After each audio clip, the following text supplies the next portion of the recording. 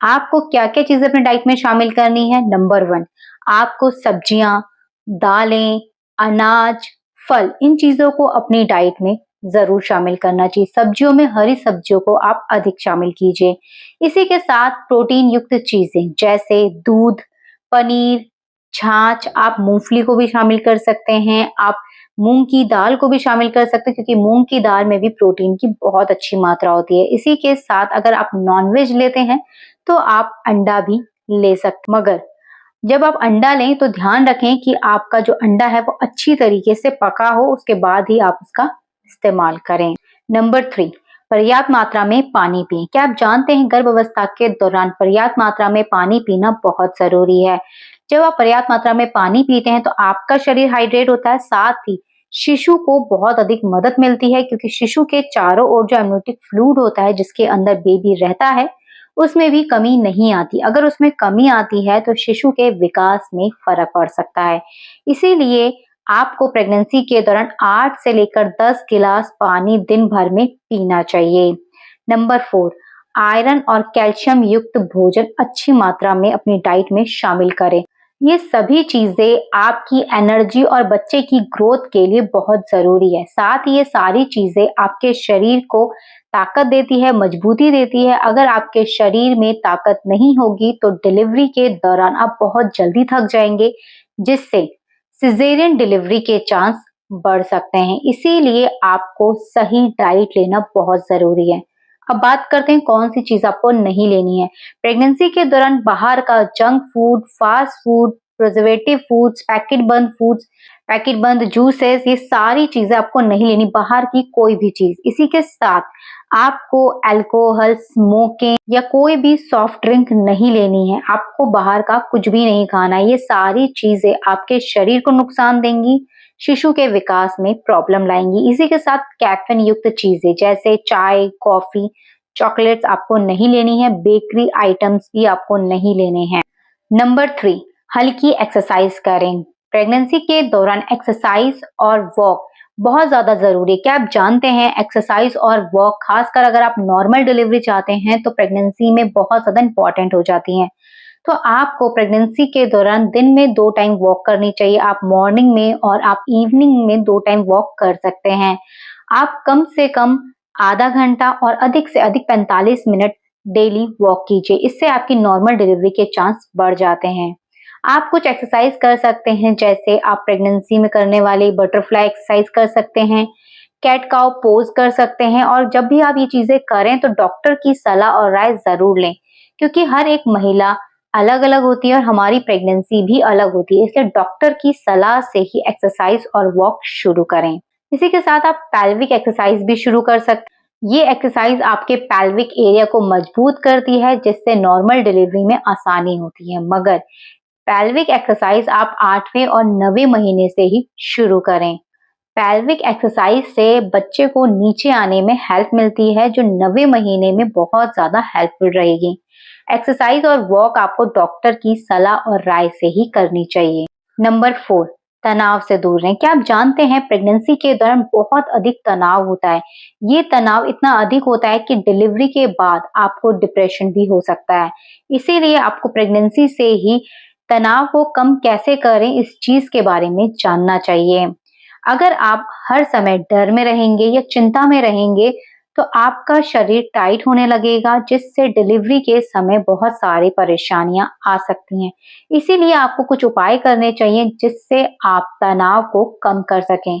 Number 1 अपने family और अपने पार्टनर के साथ बातें करें। नंबर 2 आप ध्यान करें, प्राणायाम करें, योग करें, आप वॉक करें, साथ ही जो म्यूजिक आपको सुकून देता है वो म्यूजिक सुनें।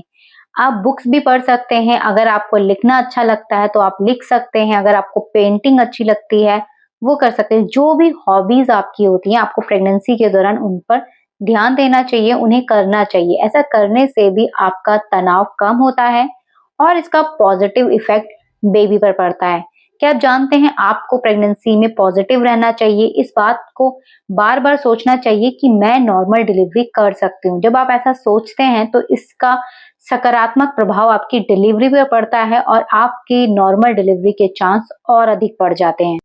क्योंकि ये आत्मविश्वास बहुत ज्यादा काम आता है। नंबर 5, डॉक्टर से नियमित जांच। क्या आप जानते हैं प्रेगनेंसी के दौरान आपको हर महीने डॉक्टर के पास जाके अपने रूटीन चेकअप करवाने चाहिए। इसी के साथ आपको अल्ट्रासाउंड भी नियमित करवाने चाहिए। अल्ट्रासाउंड की मदद से हमें बच्चे की सारी जानकारी मिलती है और जब डॉक्टर आपके रेगुलर चेकअप करते हैं तो इससे पता चलता है कि आपकी बॉडी में हीमोग्लोबिन लेवल कैसा है, आपको थायराइड की प्रॉब्लम तो नहीं है, या आपका शुगर लेवल कैसा है, आपका वजन कैसा है और आपका बीपी कैसा है। ये सारी चीजें जब आप जांच करवाते हैं और ये सारी चीजें जब सही होती हैं तो नॉर्मल डिलीवरी के लिए आपके शरीर में कोई प्रॉब्लम नहीं रहती। हीमोग्लोबिन लेवल आपका चेक कराना इसलिए जरूरी है, अगर आपके शरीर में खून की कमी होती है तो नॉर्मल डिलीवरी के चांस कम हो जाते हैं। साथ ही डॉक्टर से आप नॉर्मल डिलीवरी के लिए कुछ प्रैक्टिकल टिप्स भी लें और डॉक्टर को बताएं कि मैं नॉर्मल डिलीवरी चाहती हूँ, ताकि वो आपकी और अच्छी मदद कर सकें। नंबर 6, सोने और बैठने की पोजीशन। क्या आप जानते हैं प्रेगनेंसी में सोने और बैठने की पोजीशन बहुत ज्यादा मैटर करती है। जब आप प्रेगनेंसी में सही से सो रहे हैं और सही से बैठ रहे हैं तो इससे भी आपके शरीर में और बच्चे पर असर पड़ता है। गर्भावस्था के दौरान जैसे जैसे हमारा महीना बढ़ता है और हमारा पेट बढ़ने लगता है तो हमारे शरीर पर दबाव बढ़ने लगता है। दबाव बढ़ने की वजह से हमें सोने में और बैठने में परेशानी आती है।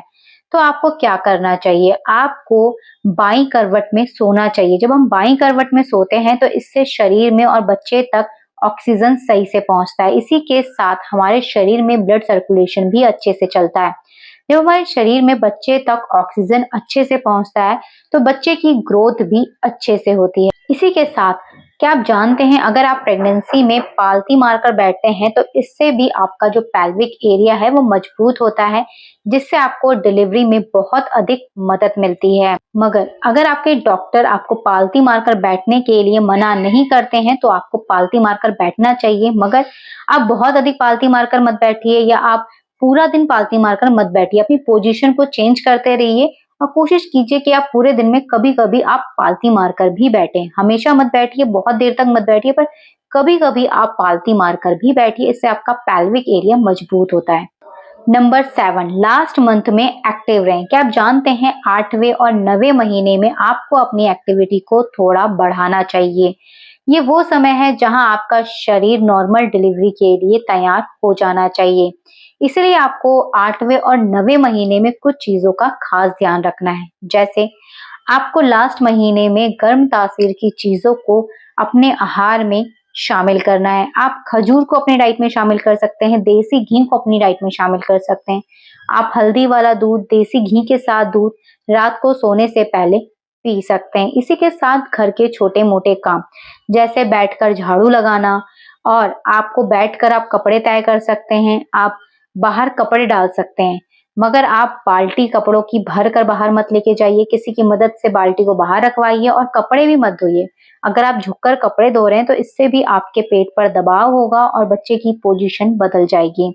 इसलिए आप ऐसे कोई काम मत कीजिए जिससे पेट पर दबाव पड़े या आप ज्यादा झुकें। आप बाहर कपड़े डाल सकते हैं, बाहर से कपड़े लाकर उनकी तह कर सकते हैं, झाड़ू लगा सकते हैं, आप बैठकर सब्जियां काट सकते हैं, मगर आप आटा मत गूंदिए। आटा गूंदने से भी पेट पर दबाव पड़ता है और बच्चे की पोजीशन पर भी इसका असर पड़ता है।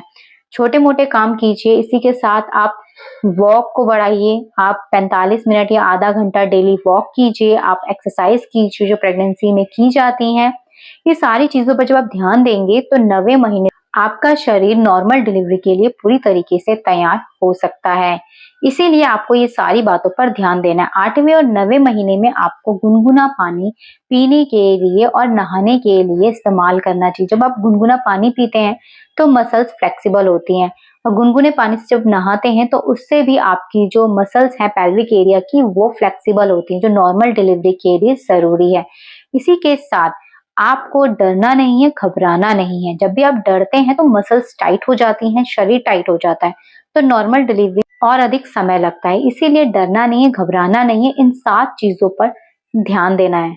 तो दोस्तों, अगर आप शुरुआत से ही ये 7 चीजें करते हैं तो नॉर्मल डिलीवरी के लिए आपको कोई परेशानी नहीं होगी। आपकी प्रेगनेंसी का कौन सा महीना चल रहा है और आप इन 7 कामों में से कौन से काम करते हैं, हमें कमेंट करके जरूर बताइएगा।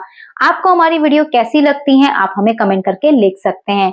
अगली वीडियो आप किस टॉपिक में चाहते हैं आप हमें कमेंट करके भी बता सकते हैं।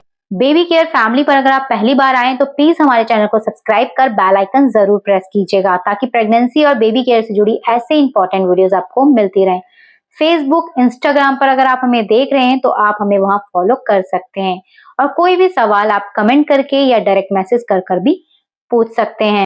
हमेशा याद रखें, नॉर्मल डिलीवरी कोई चमत्कार नहीं है बल्कि सही तैयारी का नतीजा है। आशा करते हैं हमारी वीडियो आपको पसंद जरूर आई होगी, तो प्लीज इस वीडियो को लाइक कर अपने दोस्तों के साथ शेयर जरूर करें। हमारी वीडियो को पूरा देखने के लिए आप सभी का धन्यवाद। मिलते हैं आपसे नेक्स्ट वीडियो में, तब तक के लिए अपना ध्यान रखिएगा। धन्यवाद, नमस्कार।